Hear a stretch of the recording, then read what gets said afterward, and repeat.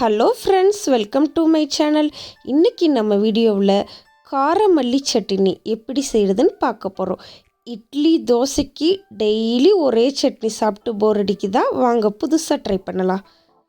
இந்த சட்னி செய்கிறதுக்கு தேவையான திங்ஸ் எல்லாம் இதுதான், நீங்கள் நோட் பண்ணிக்கோங்க.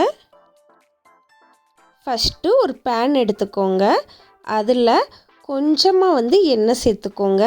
நம்ம வதக்கிறதுக்கு தேவையான அளவு எண்ணெய் சேர்த்துக்கிட்டால் போதும். எண்ணெய் காஞ்சதுக்கப்புறம் 2 டேபிள் ஸ்பூன் உளுந்து சேர்த்துக்கோங்க. முழு உளுந்து சேர்த்துக்கலாம், இல்லாட்டின்னா ஸ்ப்ளிட் பண்ண உளுந்து கூட சேர்த்துக்கலாம், உங்கள் இஷ்டம்தான். இப்போ நல்லா உளுந்து கோல்டன் ப்ரௌன் கலராக வரணும். ஸோ அது வரைக்கும் லைட்டாக ஃப்ரை பண்ணுங்கள்.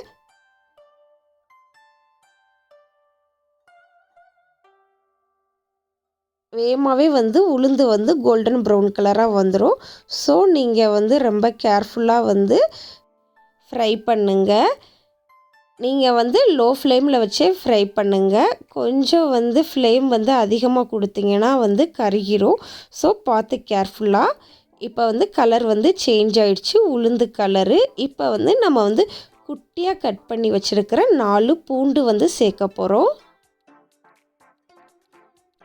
இப்போ இஞ்சி ஸ்மால் பீஸ்.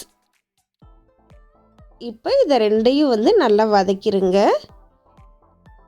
லைட்டாக இஞ்சி பூண்டு வதங்கினதுக்கு அப்புறமா நம்ம குட்டியாக கட் பண்ணி வச்சுருக்கிற தக்காளி, இந்த மாதிரி நீல வாக்கில் தக்காளியை கட் பண்ணிக்கோங்க. கரெக்டாக 4 தக்காளி போட்டால் போதும். ஸோ 4 தக்காளியை இந்த மாதிரி கட் பண்ணி ஆட் பண்ணிக்கோங்க. இப்போ அதையும் நல்லா வதக்கிடுங்க. தக்காளி ரொம்ப பழமாக இருந்துச்சுன்னா நல்ல டேஸ்ட் கொடுக்கும். ஸோ நல்லா பழமான தக்காளி இந்த சட்னி செய்கிறதுக்கு யூஸ் பண்ணுங்கள். லைட்டாக அப்பப்போ நீங்கள் வதக்குங்க. இப்போ 4 வத்தல் சேர்த்துக்கலாம். உங்களுக்கு ரொம்ப ஸ்பைசி நீங்கள் ஆட் பண்ண மாட்டீங்க அப்படின்னா ஜஸ்ட்டு 3 இல்லாட்டினா 2 போதும். ஸோ கொஞ்சம் ஸ்பைசி அதிகமாக சாப்பிடுவீங்க அப்படின்னா நீங்கள் 4 வத்தல் சேர்த்துக்கலாம். இப்போ எல்லாத்தையும் நல்லா வதக்குங்க.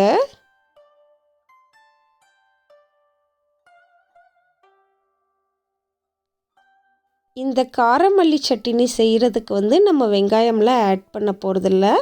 ஒன்லி பூண்டு, தக்காளி, இஞ்சி, அப்புறம் இந்த மிளகாய் வத்தல். கொஞ்சம் ஃப்ளேவராக இருக்கிறதுக்காக நம்ம என்ன செய்ய போகிறோம்னா மல்லித்தலை, நல்லா ஒரு கைப்பிடி அளவு மல்லித்தலை சேர்த்துக்கோங்க. நீங்கள் மல்லித்தலை சேர்க்குறப்ப சட்னியோட டேஸ்ட்டே ரொம்ப சூப்பராக இருக்கும்.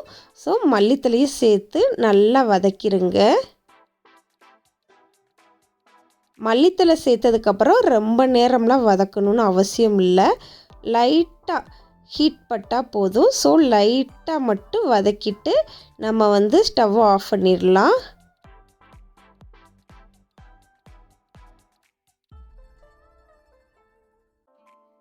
மல்லி பார்த்துக்கோங்க, ரொம்ப வதங்கிடக்கூடாது. லைட்டாக வதங்கினா போதும். அவ்வளோதான். இப்போ நல்லா குக் ஆகிடுச்சு. தக்காளியும் நல்லா மசிஞ்சிடுச்சு. இப்போ நம்ம கூல் பண்ணிடலாம், தனியாக எடுத்து வச்சுருங்க. அப்புறம் சூடு ஆறுனதுக்கப்புறம் நம்ம அதை ஜாருக்கு மாற்றிடலாம்.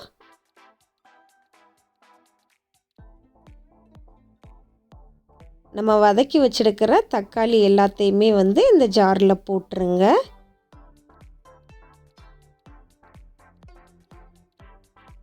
இப்போ க்ளோஸ் பண்ணிடுங்க. அப்புறம் இந்த மாதிரி லைட்டாக உங்களுக்கு தண்ணி தேவைப்பட்டுச்சுன்னா ஊற்றிக்கோங்க. நீங்கள் உங்கள் டேஸ்ட்டுக்கு நீங்கள் அரைச்சிக்கலாம். கொரன்னு அரைக்கணும்னாலும் அரைச்சிக்கலாம். அப்புறம் ரொம்ப நைஸாக அரைக்கணுனாலும் அரைச்சிக்கலாம். கொரன்னு அரைச்சிங்கன்னா சூப்பராக இருக்கும். ஸோ நான் அந்த மாதிரி தான் அரைச்சிருக்கேன். இப்போ ஒரு பேன் காய வச்சுக்கோங்க. அதில் நம்ம தாளிக்க போகிறோம். தேவையான அளவு எண்ணெய் ஊற்றிக்கோங்க. 1 டீஸ்பூன் கடுகு உளுந்து சேர்த்துக்கோங்க. இப்போ கடுகு உளுந்து வெடித்ததுக்கு அப்புறமா கருவேப்பிலை சேர்த்துக்கோங்க. அப்புறம் நம்ம அரைச்சி வச்சுருக்கிற சட்னியை ஊற்றிடுங்க. பார்க்கவே சூப்பராக கலர்ஃபுல்லாக இருக்குல்ல, டேஸ்ட்டும் சூப்பராக இருக்கும். இப்போ வந்து லைட்டாக மிக்ஸ் பண்ணிடுங்க.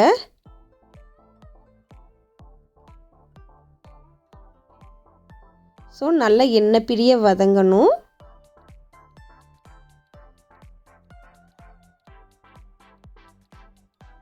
கொஞ்ச நேரம் வெயிட் பண்ணுங்கள். லைட்டாக வதங்கினதுக்கப்புறமா நம்ம வந்து தண்ணி வந்து ஆட் பண்ணிக்கலாம். அப்போ தான் வந்து பச்சை வாசனை எல்லாமே போகும். ஸோ அது வரைக்கும் கொஞ்சம் வெயிட் பண்ணுங்கள். ஓகே, இப்போ நல்லா கொதிச்சிடுச்சு. இப்போ வந்து நம்ம தண்ணியை வந்து கொஞ்சமாக ஆட் பண்ணிக்கலாம். அவ்வளோதான். அப்படியே லைட்டாக மிக்ஸ் பண்ணிடுங்க.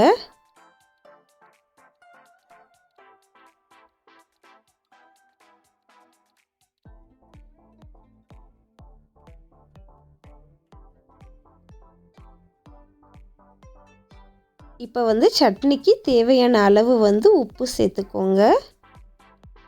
1 ஸ்பூன் இல்லாட்டினா 1.5 ஸ்பூன் அளவு வந்து நீங்கள் உப்பு சேர்த்துக்கலாம். டீஸ்பூனு தான். இப்போ அதையும் வந்து மிக்ஸ் பண்ணிடுங்க.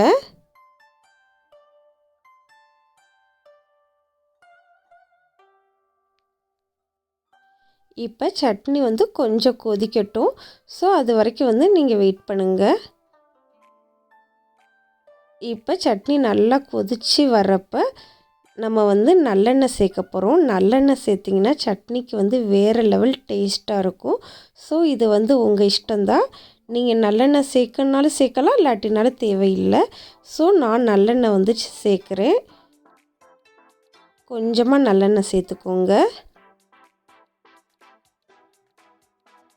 இப்போ அதையும் வந்து நல்லா மிக்ஸ் பண்ணிடுங்க.